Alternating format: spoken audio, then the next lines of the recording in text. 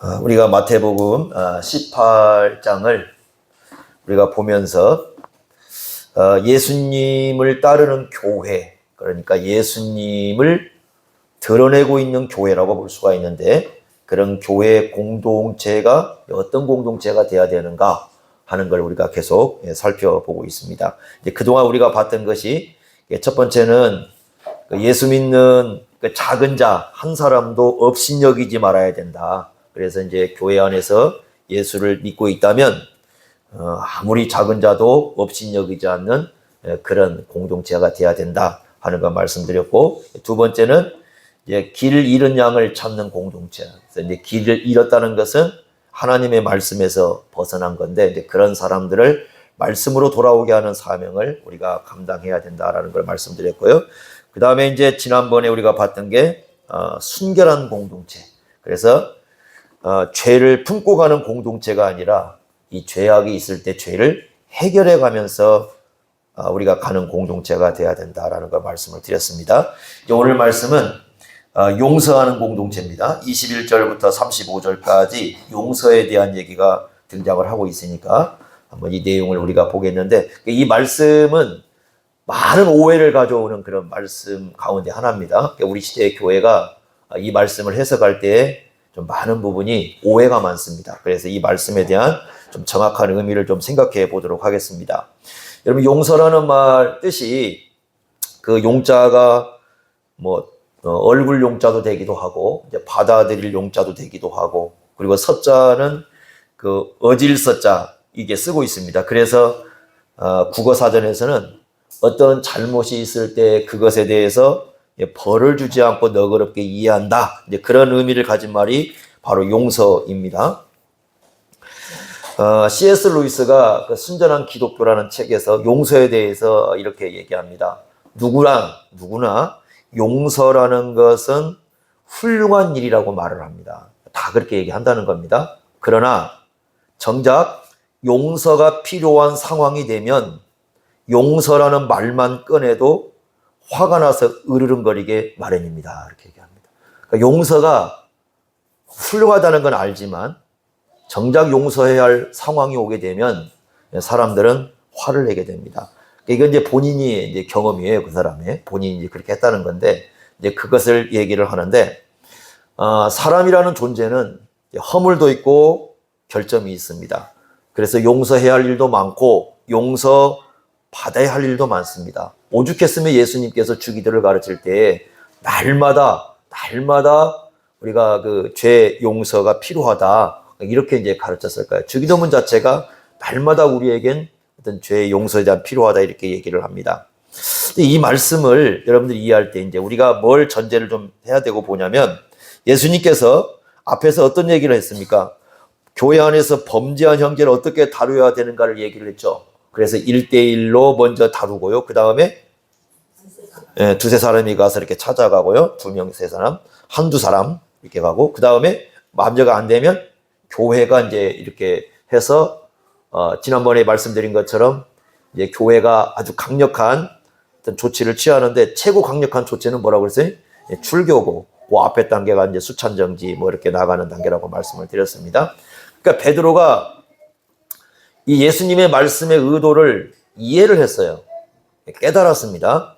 그러니까 여러분들이나 저나 이제 이 말씀을 딱 들었을 때 어떤 의도를 갖고 이 말씀을 들을까? 그러니까 이 말씀을 예수님이 했을 때 보통 이제 사람들이 생각할 때 이거 사람들을 어떻게 예수님이 다루시려고 하지? 이렇게 생각을 하는데, 베드로는 예수님의 의도를 이해를 했어요. 어떻게 이해를 했냐면, 이건 정말 예수님께서 예를 들면 1대2로 그 다음에 교회 말을 안 들으면 교회에서 출교시키고, 이게 어떤 사람을 교회에서 쳐내려고 하는 게 아니라 죄를 범한 형제가 있다면 그 사람을 올바르게 돌아오게 하려고 하는 게 주님의 뜻이구나. 베드로가 그걸 알았어요.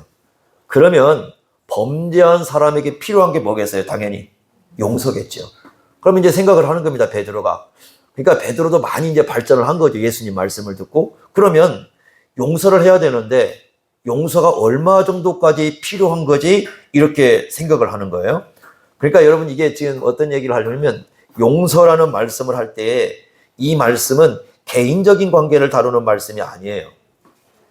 너와 나 이렇게 둘이가 있는데 네가 나에게 잘못했어. 내가 너를 용서해야 돼. 이 얘기를 다루고 있는 말씀이 아닙니다. 자, 일단 1차적인 오해는 이 말씀을 가지고 개인적인 용서 관계로 다루는 거예요. 근데 그게 아니라 지금 앞에서 무슨 얘기를 했어요? 교회 얘기를 했잖아요. 그러니까 이 말씀은 개인과 개인의 관계를 다루는 게 아니라 교회 공동체와 관련해서 다뤄야 됩니다. 나에게 잘못했는데 내가 더 용서해, 그런 차원을 얘기하는 게 아니고 교회 공동체와 관련해서 이 교회 공동체에서 문제가 되었을 때 그 사람을 어떻게 대해야 되는가, 그것을 얘기하는 거예요. 그래서 그럴 때 교회가 어떤 공동체가 돼야 된다? 용서할 수 있는 공동체가 돼야 된다, 이렇게 말씀을 하고 있습니다. 자, 그러면 이제 첫 번째 오해는 일단 여기서 개인의 관계가 아니라 교회의 얘기다라는 걸 우리가 생각을 하시고요. 그 다음에 여기에서 이제 나오는 게 뭐냐면 이 말씀은 불신자들에게 관계된 게 아니에요. 일단 불신자들과 관계 없습니다, 이 말씀은. 그러니까 덮어놓고 모두를 용서하라, 지금 그 얘기하는 게 아닙니다. 그러니까 이 말씀을 그렇게 가져가니까 이제 오해가 되는 겁니다. 자, 여러분 한번 내용을 잘 한번 보십시오. 자, 15절부터 우리가 지난주 봤던 문제 15절 보겠습니다. 15절 첫 구절이 뭡니까? 네, 형제는 어디 교회 안에서 발생하는 문제죠? 자, 21절 한번 가보세요. 21절 아까 읽었던 말씀. 그때 베드로가 나와 이르되 주여, 그 다음에 누가? 형제가라고 그랬어요. 자, 그 다음에 35절 한번 가보세요. 마지막 끝부분에 앞과 뒤를 배치를 해놨습니다. 너희가 각각 마음으로부터 누구를? 형제를. 자, 형제라고 했습니다. 여기서 말하는 형제는 누구를 얘기하는 거예요? 예수 믿는 사람들이죠. 그러니까 이게 안 믿는 사람이 있는데 덮어놓고 우리가 모든 걸 용서해야 되느냐, 그 얘기를 하는 게 분명히 아닙니다. 그러니까 이제 안 믿는 사람들은 왜 기독교인들이 자기들 용서도 않고 뭐 그렇게 하는 그런 의도로 우리가 이해하면 이 말씀을 잘못 이해를 하는 겁니다. 자, 이렇게 한번 여러분 질문을 한번 던져 보십시오.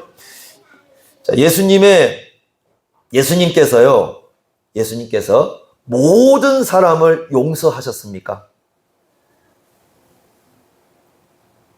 이게 중요한 질문이에요.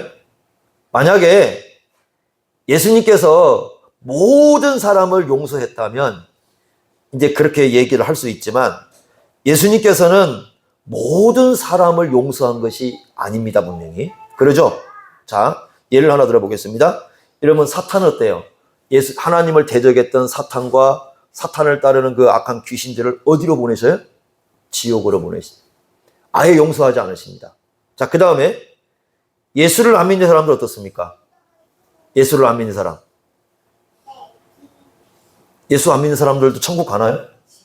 전부 어디 가게 돼 있어요? 지옥을 가게 돼 있죠. 지옥 가서 뭘 받아야 돼? 영원한 형벌을 받아야 돼요. 그들은 뭐 받지 못한 사람들이에요? 용서받지 못한 사람들이죠. 실제로 그래요. 여러분, 그래서 베드로 후서에 보시면 베드로 후서 2장을 가보시면 어떤 사람들이 나오냐면 용서받지 못한 사람들의 이야기가 나옵니다. 사탄의 이야기가 나오고 노아 시대 사람들 얘기가 나오고 소돔과 고모라 사람들 이야기가 나오고 거짓 선생들 이야기가 나옵니다.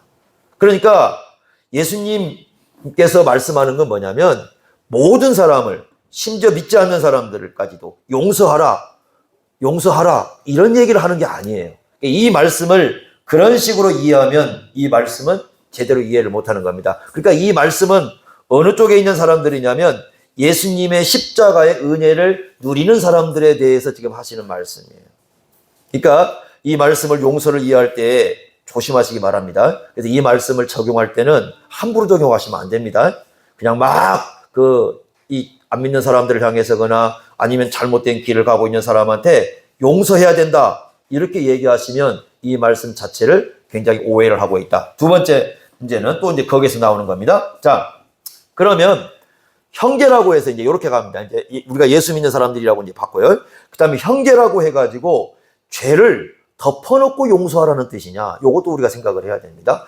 그러면 문제가 뭐냐면 아까 해서 전제가 뭡니까? 15절부터 18절까지 죄가 있었을 때 1대1로 찾아가고 2대1로 찾아가고 교회 얘기해서 말도 안 되면 출교도 하고 이렇게 하라고 그랬잖아요. 지금 이 문제는 죄를 덮어놓으라는 겁니까? 죄를 해결하라는 겁니까? 해결하라는 거죠. 죄를 지었는데 용서해 줘라. 그 얘기하는 게 아닙니다. 요것도 우리가 조심해야 됩니다. 그러니까 또 이제 교회 안에서 이루어질 때 많은 분들이 이 말씀을 갖고 죄를 범했는데 용서하라고 말씀했는데 용서해야지 이렇게 얘기하면 이 말씀도 제대로 이해한 것이 아닙니다. 그러니까 불신자에 대한 일단 얘기는 아니야. 불신자 얘기는 일단 아니고요. 두 번째, 예수 믿는 형제들 사이에서도 이제 그렇게 오해하면 안 됩니다. 그래서 이 말씀을 정확히 이해하려면 어디를 보셔야 되냐면 같은 말씀을 하고 있는데 누가복음 17장 한번 가보십시오. 자, 우리가 누가복음 17장 그 3절 말씀을 한번 보십시오. 이 말씀이 이제 같은 문맥의 말씀이니까 이 말씀을 이해하시면 조금 이제 더 이해가 될 것 같아요. 누가복음 17장 3절입니다. 같이 한번 읽어보겠습니다. 누가복음 17장 3절. 신약성경 124쪽입니다. 함께 읽겠습니다. 시작. 너희는 스스로 조심하라. 만일 내 형제가 죄를 범하거든 경고하고 회개하거든. 전제가 뭐예요? 회개죠. 회개하거든 어떻게 하라? 용서하라. 아까 그러면 그 문맥이 이해가 되죠. 그러니까 범죄하거든 어떻게 하라고 그랬어요? 덮어놓으라는 게 아니고 경고를 해야 돼요. 그리고 회개를 하면 어떻게 하고요? 용서를 하고요. 그러니까 이 마태복음 18장에서 용서라는 것은 뭐가 전제가 되는 거예요? 회개가 전제가 되는 겁니다. 회개하는 사람에게 아까 그 1대1 개인 관계 얘기하는 거 아니라고 그랬습니다. 1대1, 1대2 그 다음에 이제 교회다 얘기했을 때 그 과정 속에서 회개할 수 있죠. 그래 안 그래요? 1대1로 찾아갔을 때 회개하든지 이때 안 하면 2대1로 갔을 때 회개하든지 안 되면 교회가 얘기했을 때 회개할 수 있죠. 그때에 어떻게 해주라는 겁니까? 용서해줘라. 굉장히 중요한 부분이죠. 그렇죠? 그러면 회개를 하면 어떻게 되느냐 한번 보겠습니다. 요한일서를 한 걸 또 우리가 보고 갑시다. 요한일서 1장 이거 구원파애들이 가장 싫어하는 말씀이에요. 요한일서 1장 그 어딜 보시냐면 9절 한번 보시죠. 9절. 자, 요한일서 1장 9절 같이 또 읽겠습니다. 시작. 만일 우리가 우리 죄를 자백하면 그는 미쁘시고 의로우사 우리 죄를 사하시며 우리를 모든 불의에서 깨끗하게 하실 것이요. 자, 이거 예수 믿는 사람에게 하시는 말씀이에요? 아니면 불신자에게 하시는 말씀이에요? 이거 예수 믿는 사람에게 하는 말씀이죠. 예수 믿는 사람이 9절에 죄를 어떻게 하면 자백하면 그러니까 그런 사람들은 어떻게 한다? 주님께서 죄를 사해 주신다. 그러니까 이런 거죠. 죄를 회개하고 죄를 자백했을 때 예수님께서 그 사람의 죄를 어떻게 해주신다고요? 사해 주셔요. 그러면 우리도 같이 어떻게 해줘야 한다고? 용서해야. 예수님은 사해 줬는데 우리가 용서를 못하면 안 되죠. 예수님이 용서하는데 우리가 못하면 안 되죠. 그러죠? 그러니까 이 말씀은 회개하고 돌아왔을 때 자기의 죄를 자백하면 그런 사람들에게 어떻게 해라? 뭘 베풀어라? 용서를 베풀어라. 그래서 여러분요, 이런 게 있습니다. 만약에 이제 이 교회에서 범죄를 했어요. 문제가 되었습니다. 그러면 이 교회에서 만약에 이제 어떤 징계를 했다고 보세요. 지난번에 말씀한 것처럼 어떤 징계가 있어요. 이분이 다른 데로 갔습니다. 다른 데로 갔습니다. 그러면 이 사람이 올바른 삶을 살려면 어떻게 해야 돼요? 거기서 회개만 하면 돼요? 아닙니다. 어떻게 해야 돼요? 여기로 원래 문제가 되었던 교회에 와서 문제를 해결해야 돼요. 그게 참 중요한 부분이에요. 그러니까 제가 이거 항상 강조를 하는데 사람들이 무시를 해버려요. 그렇게 가잖아요. 그러면 내가 저쪽에 가고 내가 막 갔으니까 내가 제대로 살 것 같잖아요. 천만의 말씀입니다. 반드시 해결해야 됩니다. 그래서 만약에 어떤 사람이 징계를 하지 않습니까? 우리가 당회가 있고 노회가 있고 이제 총회가 있잖아요. 노회나 당회 다 마찬가지인데 당회에서 징계가 내려지면 그 사람은 반드시 당회가 해결을 해줘야 돼요. 당회가 해결하지 않으면 이 사람은 어느 교회를 가든지 해결이 안 됩니다. 그렇죠? 그래서 직분자들은 뭘 띄가게 되어 있어요? 이명 증서를 띄가게 되어 있어요. 그 이명 증서에 이 사람에 대한 기록이 담깁니다. 그 기록에 만약에 당회에서 해결되지 않는 죄책이 있잖아요. 그러면 다른 교회 가도 5년 동안은 어떤 직분도 가질 수가 없습니다. 이게 법으로 규정되어 있어요. 그게 왜 그러나 이 정신을 살려놓은 겁니다. 그래서 항상 이 중요한 부분이 우리가 이런 부분이에요. 그 다음에 이제 우리가 이제 한번 보겠습니다. 그러면 이제 참된 회개를 했다고 합시다. 가짜 회개 말고요. 진짜 회개를 했습니다. 그럼 주님 앞에 돌아왔습니다. 그럼 어떻게 해야 됩니까? 다시 마태복음 18장으로 돌아옵니다. 자, 어떻게 해야 됩니까? 그러면 그때는 이제 회개를 했어요. 진짜로 돌아왔습니다. 자, 보십시오. 35절 한번 보십시오. 마태복음 18장 35절 이렇게 말씀했죠. 보겠습니다. 너희가 공동체죠? 너희가 각각 마음으로부터 형제를 어떻게 해라? 용서해라. 이런 얘기예요. 그러니까 이제 이 사람이 정말 회개하고 교회를 돌아왔습니다. 그럼 어떻게 해야 되느냐? 교회에 속한 모든 사람들은 마음으로부터 이 사람을 어떻게 해야 돼요? 용서해야 돼요. 그게 우리가 해야 할 일입니다. 이제 이게 전부가 교회 공동체가 나는 절대 용서부터 이러면 안 됩니다. 그러니까 그건 절대는 없어요. 그러니까 모든 교인들은 만약에 이 사람이 와서 예를 들면 교회 앞에 와가지고 제가 이렇게 한 것에 대해서 잘못했습니다. 하나님 앞에 분명히 이것이 잘못입니다라고 시인을 했을 때 어떻게 해야 되느냐? 모든 교인들은 마음의 중심에서부터 그걸 어떻게 해야 돼요? 용서해야 돼요. 여전히 그 사람은 어떤 사람은 형제니까. 그러니까 예수 믿지 않는 사람과 관련인 게 아니고 믿는 사람과 관련해서 그렇게 말씀을 합니다. 자, 그래서 어떻게 말씀을 하느냐? 여기에 대한 교훈을 하는 건데 21절 한번 보십시오. 베드로가 아주 자기가 좋은 제안을 합니다. 용서에 대한 교훈을 깨닫고 몇 번 얘기합니까? 7번이죠. 7번은 잘한 겁니까? 못한 겁니까? 잘한 거죠. 유대인 랍비들의 교육에 의하면 3번까지는 용서해줘라. 이렇게 3번까지. 우리도 한 3번 좋아하죠? 3번까지는 용서해줘라. 그러니까 3번까지 용서해주면 아주 훌륭한 거다. 이렇게 얘기를 합니다. 랍비들 교육에 그렇게 얘기합니다. 근데 베드로는 그 3번에 보다 더 했잖아요. 7번이니까 엄청난 거죠. 7이라는 숫자 자체가 또 충만수니까 아주 베드로는 아마 이것보다 더 많은 용서는 할 수 없을 것이다. 이렇게 생각을 했던 것 같아요. 그래서 7번을 얘기하면서 주님 이렇게 하면 어떻습니까? 그랬더니 주님은 더 심해요. 22절에 뭐라고 합니까?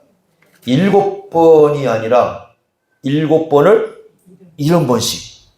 이게 두 가지 견해가 있어요. 하나는 뭐냐면 7 곱하기 70번이라는 견해. 그럼 490번이 되는 거고요. 두 번째는 7 더하기 70이라는 건 77번인지. 그거나. 그러니까 용서를 할 때는 깨끗하게 한없이 용서를 해라. 네? 주님께서 용서한 사람이라면, 주님 앞에 회개하고 나왔을 때에 주님께서 용서하는 사람이라면 우리도 같이 어떻게 해야 되나? 주님같이 용서해 줘야 된다. 비유는 그런 얘기하는 거예요. 이 비유가 그런 얘기입니다. 그러니까 그 얘기를 하면서 우리는 용서할 수 있는 그런 사람이 돼야 된다. 이렇게 얘기합니다. 근데 이게 이제 유대인들 연구한 학자들은 그 유대인들에게 있는 유대 랍비들의 이제 이야기를 갖고 얘기를 합니다. 그래서 용서라는 게 뭘까? 어떻게 했을 때 용서가 되는 건가? 여러분도 한번 생각해 보십시오. 이건 예수님의 의도를, 예수님께서 이 의도를 담았는지는 잘 담았는지는 모르겠지만, 아마 담았을 것이라 이렇게 이제 보긴 합니다만은, 여러분 한번 해보십시오. 우리 유대 랍비에 이런 얘기가 있습니다. 여기 A라는 사람이 있고요. 여기 B라는 사람이 있습니다. A라는 사람이 B라는 사람에게 가서 낫을 빌려달라고 얘기를 합니다. 낫 좀 빌려주십시오. 우리 학생들은 낫이 뭔가 알죠? 낫 넣고 기억자, 시골에서 잘 안 가르겠구나. 낫 넣고 기억자는 낫이 있습니다. 풀 베는 거예요. 자, 그런데 B가 뭐라고 얘기하냐면, 안 빌려줘. 빌려주기 싫어. 나 낫 안 빌려줄 거야. 하고 빌려주지 않습니다. 자, 그 다음날, 다음 날이 됐습니다. 이제 그 B가 A를 찾아옵니다. A를 찾아와서 뭐예요? 꽃갱이 빌려달라고 합니다. 자, 꽃갱이 빌려달라고 얘기합니다. 여러분 어떻게 하겠습니까? 네? 안 빌려줘요? 예. 이제 여기에 대해서 3가지가 있습니다. 첫째, A가 뭐라고 얘기하냐면, 너 어제 나 안 빌려줬잖아. 내가 왜 너를 꽃갱이를 빌려줘야 돼? 이걸 뭐라고 하면 보복이라고 그래요. 이건 보복하는 겁니다. 보복하는 겁니다. 자, 근데 이제 A가 이렇게 대답합니다. 너 어제 낫을 안 빌려줬어. 내 꽃갱이 너 빌려줄 거야. 왜? 나는 너 같은 사람이 아니야. 이걸 원한이라고 불러요. 원한이라고 불러요. 난 너와 달라. 뭐 이런 거 이렇게 하는 거니까. 네? 그런데 이제 어제 낫을 빌려주지 않는 것을 깨끗이 잊어버려요. 그러면 웃으면서 자네가 원하는 꽃갱이가 여기 있네. 가져가게. 이렇게 얘기하는 겁니다. 이걸 그 유대인들이 파님 야풋이라고 불러요. 그러니까 파님 야풋이라는 말은 아름다운 얼굴이라고 이제 파님이라는 말이 얼굴이니까 야풋은 아름다운 얼굴이라고 얘기를 합니다. 그래서 그 파님 야풋의 얼굴은 잘못을 전혀 기억하지 않는 거예요. 그냥 기억하지 않고 상대방이 필요로 하니까 그것을 내가 공급해주는 그런 의미. 진정한 용서는 이거라는 거예요. 이게 유대인들이 가르치는 교육입니다. 네, 우리는 그렇지 않죠.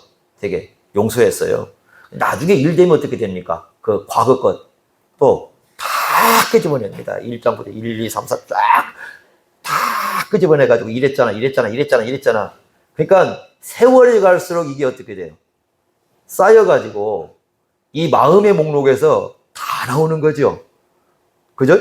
그리고 그냥 잘못했으면 또 어떻게 합니까? 용서했대요. 용서했는데 또 지나면 또 어떻게 돼요? 또 다 끄집어내고요. 이게 이제 보통 기억법인데 유대인들은 그게 아니라 진짜 용서를 했다면 이걸 잊어버리는, 이게 기억하지 않는. 근데 이제 하나님이 그런 말씀을 하시잖아요. 우리 죄를 용서하실 때에 뭐 하지 않는다고요? 기억하지 않는다. 그래서 제가 예수전쟁이들 조심하라고 그랬습니다. 어떤 사람들이 옛날에 그런 경우가 있었어요. 이렇게 이제 그 신령하다고 부르는 분들이 집회를 하게 되면 이렇게 찾아가지 않습니까? 이렇게 찾아가는데 이제 이분들이 앞에 딱 이렇게 세워놓고 자기들이 예언을 한다고 하면서 막 얘기를 합니다. 근데 이분들의 그 레파토리는 뭐냐면 가장 첫 번째는 뭐냐면 과거의 죄를 끄집어내는 겁니다. 내가 지은 과거의 죄를 끄집어내요. 너 과거에 요거 했지. 기가 막히게 막히죠? 그죠? 그러니까 앞으로 이렇게 해. 이렇게 해야 네가 잘 될 수 있어. 근데 너 이렇게 하면 어디서 많이 보던 거잖아, 이거. 네? 전쟁이 찾아가 보셨죠? 안 해봤어요? 그런 것도 안 해보고 예수 믿기 전에 한 번씩 해보는 것도 그 어떻게 했는 것도 봐야 될 거 아닙니까? 찾아가면 그러잖아요. 야, 너 이거, 너 이런 일 있지, 그럼 그 전쟁이들이 그 귀신 같죠? 네? 귀신 같죠?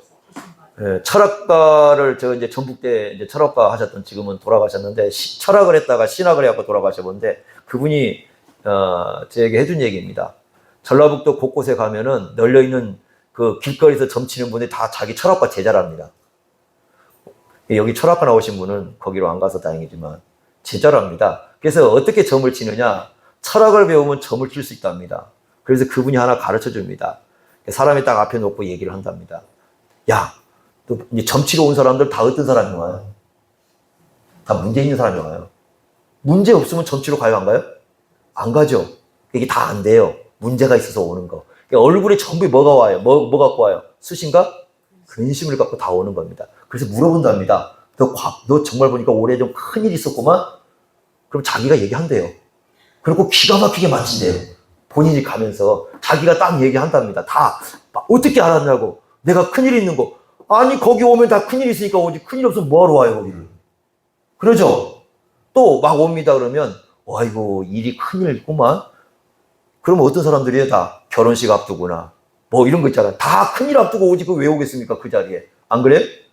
다 그런 거 알고 있답니다 이 사람들이. 그래서 와가지고 오면은 얘기를 한답니다. 그러면 자기들이 막 다 얘기를 해놓고 돌아간대요. 그럼 소문 낸답니다. 용환점쟁이라고. 그러면서 그분이 설명해 주니까 그러네. 정말 이제 그러네 이렇게 생각을 합니다. 그런데 이제 그 앞에 와서 이제 교회도 보면 이렇게 와가지고 얘기를 하는데 너 과거에 이거 있었고 이거 죄짓고 요거 죄고 쭉 얘기를 한단 말이에요. 근데 여러분 생각해 보십시오. 하나님께서는 용서한 죄는 뭐 하지 않는다고 그랬어요? 기억을 하는데 왜 본인들은 다 기억을 하죠? 거기서부터 의심을 시작을 해야 돼요. 왜 하나님은 기억하지 않는데 왜 당신들은 끝까지 어릴 때부터 죄를 다 끄집어내냐고요. 그럼 이 사람은 둘 중에 하나죠. 용서를 못 받았든가 아예 예수 안 믿는 사람이든가, 예?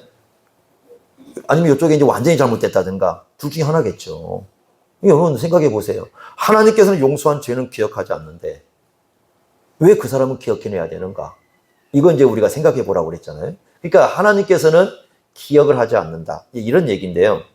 어쨌든 이 용서라는 것은 그 잘못을 와서 회개했을 때 이제 기억하지 않는 이런 단계까지 가는 건데 여기 내용을 보면 그 암시가 어느 정도 담겨 있긴 해요. 왜냐하면 예수님께서 7번뿐만 아니라 7번을 70번씩이라도 하라니까 엄청난 거죠. 이거 뭐 죄를 갖다 그렇게 용서한다는 것은 대단한 거죠. 여러분 똑같은 일을 갖다가 한 3번 하면 어떻게 되겠습니까? 참을 수 있겠어요? 쉽지 않죠, 그거. 뭐 어차피 사람이 넌 그런 사람이야 뭐 이러는 건데 주님께서는 무한대로 용서를 해나가라 이렇게 말씀을 합니다. 자, 이런 말씀을 하고 있습니다. 그래서 이 말씀의 의미는 단지 무조건 용서하라는 게 아니라 그 사람이 회개하고 돌아왔을 때는, 그리고 근데 이게 또 회개도 가짜가 있잖아요. 그 가짜 회개 말고 정말 회개하고 돌아왔을 때는 주님께서 그 사람을 어떻게 하시니까? 용서하시니까. 안 믿는 사람은요, 안 믿는 사람은 과거의 죄를 끄집어낸다고 해서 용서받는 게 아니에요.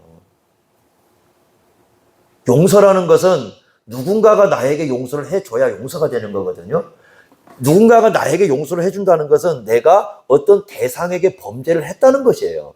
그러죠? 불신자들은 용서받을 대상 자체가 없어요.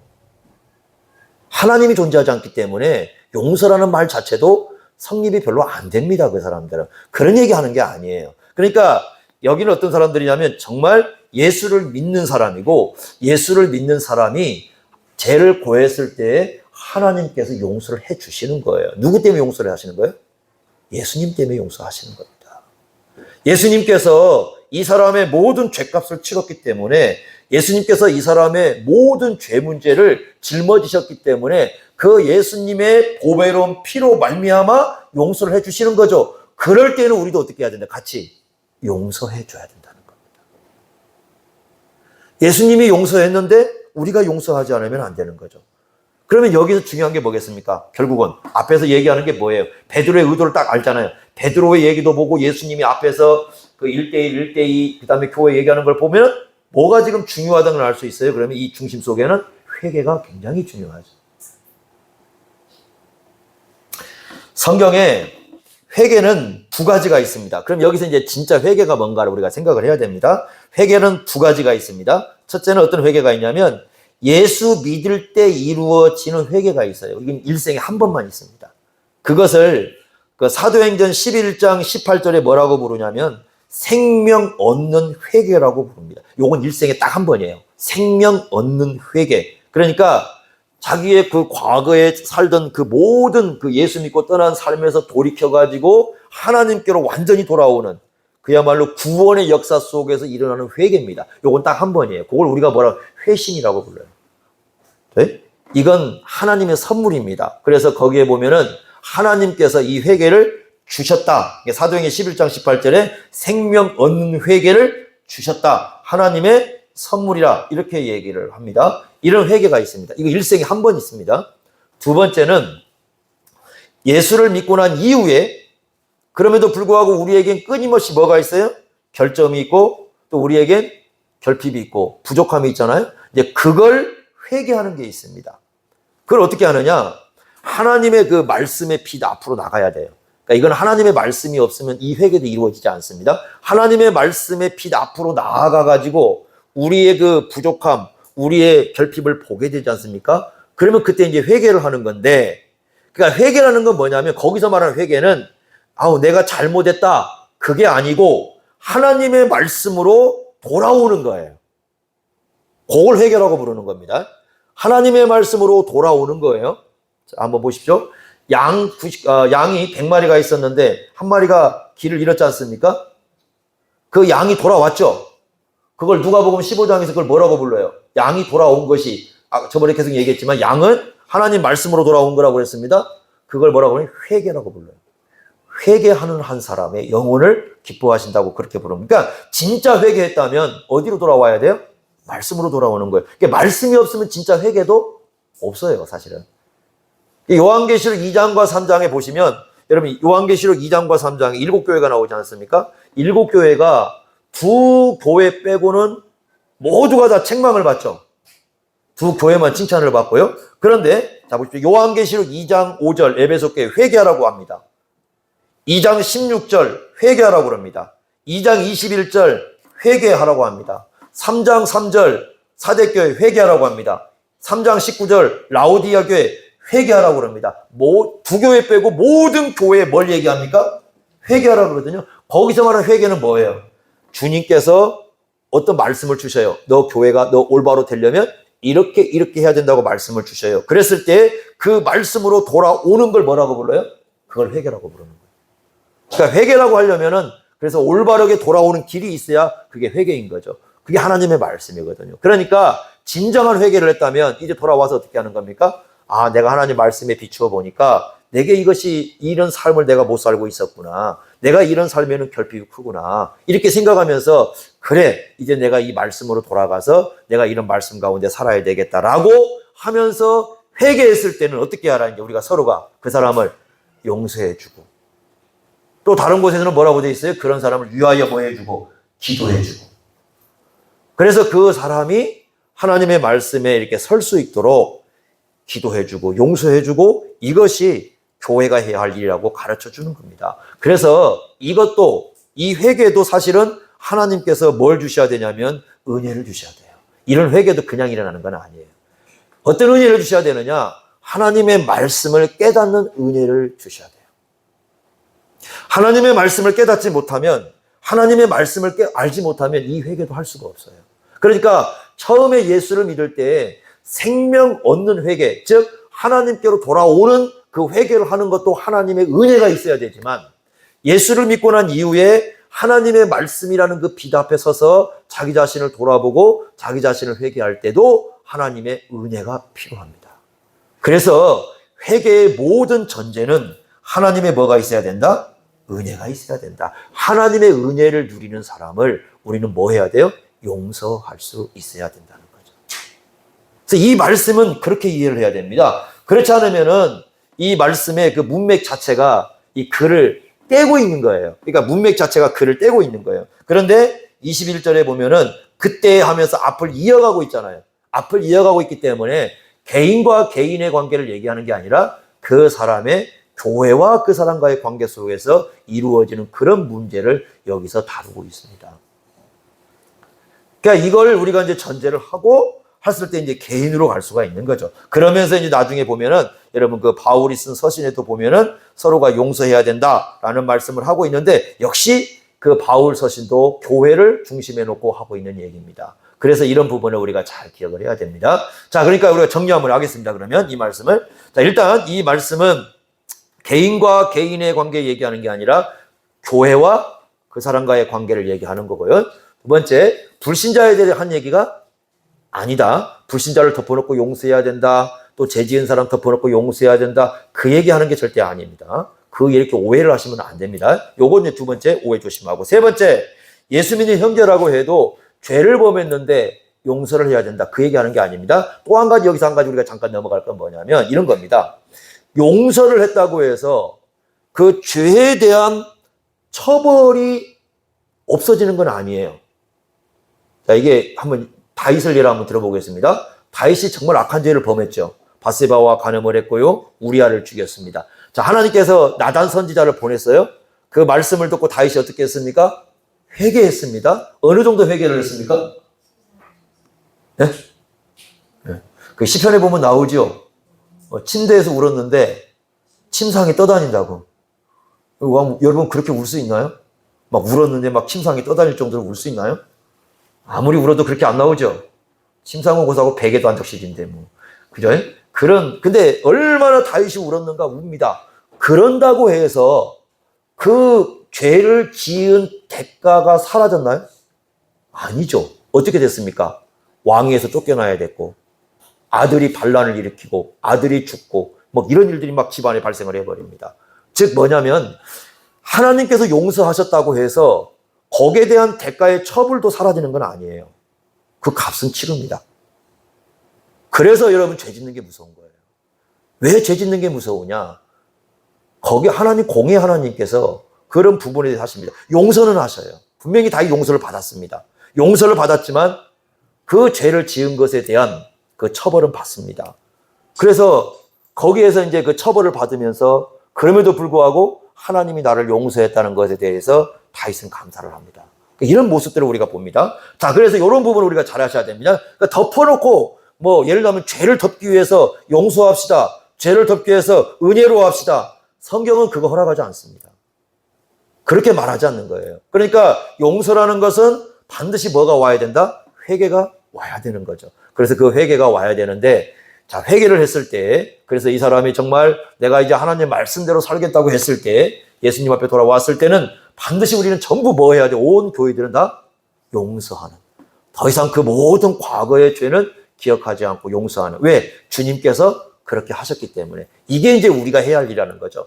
그런데 이게 쉬운 작업은 아닙니다. 왜냐하면 이런 모든 과정들이, 이런 회개하는 것도 어렵고 용서하는 것도 어려워요. 이 말씀이 쉬운 것 같지만 결코 쉬운 게 아닙니다. 그래서 이렇게 하기 위해서는 정말 교회 안에 이 마음을 변화시키는 성령의 역사가 있어야 됩니다. 마음을 변화시키는 성령의 역사는 회개하는 사람만이 아니라 그 회개하는 사람을 받아주는 교회 가운데도 역사를 하셔야 돼요. 그래서 이 모든 것 가운데 성령께서 임하셔서 역사를 해주셔야 용서도 할 수 있고 용서도 받을 수 있는 그런 공동체를 이뤄낼 수 있습니다. 지금 그것을 우리에게 말씀해 주시는 겁니다. 그래서 마태복음 이 18장은 바로 이제 교회 전체 그림을 놓고 이런 얘기를 해 주시는 거예요. 그래서 작은 자를 소중히 여기고 없인 여기면 안 되고 이런 얘기를 해 주시고, 그 다음에 이제 잃어버린 자가 돌아오는 얘기, 그래서 잃어버린 자가 돌아올 수 있도록 그렇게 해야 되고, 그 다음에 죄를 범했을 때는 그 죄 문제를 이렇게 드러내어서 반드시 이 죄 문제를 해결해 가면서, 그러면서 이 모든 과정의 최종 결론은 우리에게 뭐가 필요한 것이야? 서로가 용서가 전제가 돼야 된다라고 우리에게 말씀해 줍니다. 그래서 이런 공동체를 이루는 것이 바로 주님께서 우리에게 해주신 굉장히 중요한 말씀이에요. 그래서 여러분들이 교회사를 볼 때 이런 그 역사가 있습니다. 여러분 교회가 이제 아픈 역사인데 교회사를 쭉 전개해 보면 어떤 역사가 있냐면, 우리나라도 그런 역사가 있어요. 우리나라도 그것 때문에 교단이 다 갈라졌어요. 어떤 역사냐면 신사참배 문제잖아요. 신사참배를 했습니다. 자, 신사참배가 끝났습니다. 그런데 여러분 생각해 보십시오. 우리나라 신사참배에 참여하지 않았던 목사는 채 50명이 안 됩니다. 부끄럽게도 우리 총회는 27회 총회 때 신사참배를 결정을 해버렸습니다. 그래서 그 결정하고 난 이후에 전국에서, 여러분 그 교회당 종탑 있죠? 종탑에 뭐가 있는 종 있죠, 종. 종을 다 떼다가 총탑 만들으라고 다 보냈습니다. 그래서 그거 보내는 바람에 그걸로 설탕 만들어서 얼마나 많은 사람이 죽은지 모릅니다. 자, 이제 끝났습니다. 해방이 됐습니다. 그러면 이제 문제가 뭡니까? 변절한 목사들, 변절한 교회들. 그래서 그 당시 일제시대 때요, 폐쇄된 교회가 있고 폐쇄되지 않은 교회가 있어요. 폐쇄되지 않은 교회는 어떤 게 예배를 드렸겠죠. 어떻게 예배를 드리느냐? 예배를 드리기 전에 먼저 요 앞에 신사를 놓고 절을 하고 난 다음에 예배를 드립니다. 그런 교회는 살아남았어요. 그렇지 않는 교회는 어떻게 됩니까? 일본 일제가 와서 폐쇄를 시켜버립니다. 자, 이런 상황이 발생했습니다. 끝났습니다. 돌아왔습니다. 초대교회 때도 그 일이 있었어요. 그리고 또 중간에도 한번 그 일이 있었습니다. 교회가 박해가 왔지 않습니까? 교회가 박해가 왔을 때 몇 가지가 나옵니다. 첫째는 어떤 사람이 나오냐면 순교자가 나옵니다. 교회자가 박해가 오면요, 순교자는 그야말로 목숨 걸고 죽어버린 사람입니다. 두 번째는 고백자가 나옵니다. 고백자는 어떤 사람이냐면 변절하지 않습니다. 근데 끝까지 자기 신앙을 감옥에 가든 아니면 차라리 집을 떠나고 고향을 떠나고 고국을 떠나든 떠나서 신앙을 지키는 사람을 고백자라고 부릅니다. 세 번째, 일반 성도라고 불리는 사람이 있어요. 이쪽이 나중에 조금 문제가 됩니다만은, 그 다음에 마지막 네 번째가 변절자입니다. 수많은 사람이 변절을 했습니다. 자, 그리고 나서 끝났어요. 자, 끝나고 났을 때 이제 고백자도 돌아오고 순교자는 순교자로서 대접을 받습니다. 변절자도 돌아옵니다. 이 사람은 어떻게 해야 됩니까? 이 회개하고 돌아와요. 어떻게 해야 됩니까? 우리나라도 그런 역사가 있다니까요. 그래서 어떤 사람은 받아들이자, 그냥 용서했으니까 받아들이자. 어떤 사람들은 한 2년간 좀 자기들 이렇게 반성할 수 있는 기회를 줬다가 받아들이자. 어떤 사람들은 안 된다. 아예 평생 이 사람들은 돌아오면 목사 같은 경우는 목사 직분을 주면 안 된다. 막 이런 일이 발생을 했죠. 이게 우리나라 지금 여러분 고신 측, 합동 측, 통합 측, 기장 측 다 이게 나눠지는 이제 계기가 시작점이 여기에요. 시작점 자체가. 근데 초대교회도 그런 일이 있었어요. 그래서 어떤 사람들은 회개하고 돌아왔을 때 받아들이자. 어떤 사람은 절대 안 된다. 그래가지고 따로 이 사람들은 교단을 만들어서 나가버렸습니다. 여러분은 어떻게 하겠습니까? 어렵죠. 그 과제 앞에서, 그런 일들 앞에서 굉장히 어렵습니다. 근데 이제 그런 문제가 발생했는데, 대개 이제 주류는 어떤 일이냐? 이제 그때 이 말씀을, 예수님 말씀을 기억하는 거죠. 정말 이 사람들이 회개하고 돌아왔다면 어떻게 하는 겁니까? 그냥 교회가 용서하고 받아주고 이렇게 가자. 이렇게 나온 거죠. 그리고 이제 아니 그럴 수 없어. 어떻게 그래? 절대 안 돼. 라고 하는 사람들이 따로 이제 교단을 나가갔다가 이 교단을 만들게 되는데 또 많은 문제를 일으켜요. 그러다 보니까. 이제 그렇게 해서 이 사람들은 저 비주류로 빠지게 되는 그런 결과를 이렇게 가져옵니다. 아마 글쎄요. 우리의 역사 속에 그런 일이 있을지 모르겠어요. 한 17세기 오면서부터는 이제 전쟁이, 종교로 인한 전쟁이 이제 거의 사라졌다고 볼 수가 있는데 나라와 나라끼리 거의 싸우지 않으니까요. 자, 이제 우리도 어쩌면 이 기독교 종교를 믿는 것에 대한 박해, 이게 얼마나 올지 모르겠습니다. 이게 얼마나 올지 몰라요. 지금은 이제 그런 문제로 인해서 박해를 받기보다는 이제 앞으로 이제 기독교 박해는 아마 우리 한국 사회도 이제 그런 날이 올 것 같긴 한데 미국에서는 실제 그런 일이 발생했으니까요. 예를 들면 동성애를 반대하는 설교하신 그 목사와 교회를 폐쇄시켜 버렸습니다. 나라에서, 이게 주에서. 아예 이렇게 폐쇄시켜가지고. 그래서 우리 한국 사회도 지금 그것 때문에 이번에 모이자 막 이런 지금 그 운동을 하고 막 지금 하고 있는데 그게 또 옳은 건지는 또 생각해 봐야 됩니다만은 어쨌든 그럴 수 있습니다. 예를 든다면 이런 거죠. 우리가 동성애를 반대를 합니다. 그럼 동성애를 찬성하는 사람이 있겠죠? 반대하는 사람이 있겠죠? 이제 그걸 실제로 겪으신 분도 계시니까. 그런데 여러분 찬성할 권리가 있다면 반대할 권리도 있는 거잖아요. 그런데 이걸 인정을 안 하는 거죠. 이 사람들 거꾸로. 그러니까 지금 이쪽에서는 이제 대개는 반대를 하기 때문에 자기들 인정해주지 않는다고 나중에 이게 안 되는 거예요. 그래서 어떻게 되느냐? 지금 여러분 그러잖아요. 앞으로 우리 주일학생들도 마찬가지겠지만은 주일학생들에게 야 예수 믿자 복음 전하면 이게 법으로 걸리게 될 수 있어요. 이게 인권법에 걸립니다. 그런 시대가 점점 오고 있어요. 우리나라도 오고 있습니다. 지금 다가왔습니다. 거의. 얼마나 강조한지 몰라요. 학교에서. 그래서 이제는 아이들에게 야 우리 같이 부모가 이 교회 가자 이렇게 종교 이렇게 강조하잖아요. 또 애들이 또 그 이용할까 두려운데 미국에서는요 그러면 부모와 자식 간에 격리를 시켜버립니다. 지금 그런 데가 많습니다. 그러니까 강요한다 해서 격리를 시켜버려요. 이런 시대가 오는 거죠. 법이 이제 그렇게 가는 거죠. 아마 그렇게 되게 되면 아마 우리의 많은 그 예수 믿는 사람들은 어려울 거예요. 힘들 겁니다. 말을 하기도, 전도하기도, 어떤 이게 옳다고 얘기하기도 못하는 그런 시대가 우리에게 분명히 오긴 올 겁니다. 지금 서서히 오고 있어요, 오기는. 지금 오고 있습니다. 이게 조여 오고 있습니다. 자, 그런 시대에 우리가 지금 살고 있는 거죠. 그렇지만 옛날 당시처럼 예수 믿으면 목 잘라 죽인다느니 예수 믿으면 여러분 그 강화도에 가면 절두산이라고 있잖아요. 절두산이 뭐 하는지 아시죠? 예, 예수 믿는 사람은 그냥 거기다가 산에다 올려놓고 그냥 목 잘라가지고 밑으로 다 떨어뜨린 거잖아요. 예? 다 죽인 산, 그 절두산이라고 있거든요. 그런 시대가 오지는 않을 거예요. 아마 그렇게 했다가 난리가 나겠죠. 아마 그렇지는 않을 거지만 우리에게 많은 이런 어려움이 이제 오게 될 겁니다. 그랬을 때 이제 이런 많은 과정 속에서 여러 가지 문제가 발생을 할 겁니다. 자, 그런 과정 속에서 예를 들면 회개하고 돌아오는 사람이 있다. 아니면 어떤 사람이 있다. 그럴 때 우리는 어떻게 해야 될까? 이때 이제 우리가 여러분 주님 말씀을 기억해야죠. 그래서 진정으로 말씀으로 돌아오는 사람이 있다면 진정으로 회개하고 돌아오는 사람이 있다면 그 사람이 과거에 현재 어떤 그런 삶을 살았든지 그 사람을 우리가 형제로 어떻게 해야 됩니까?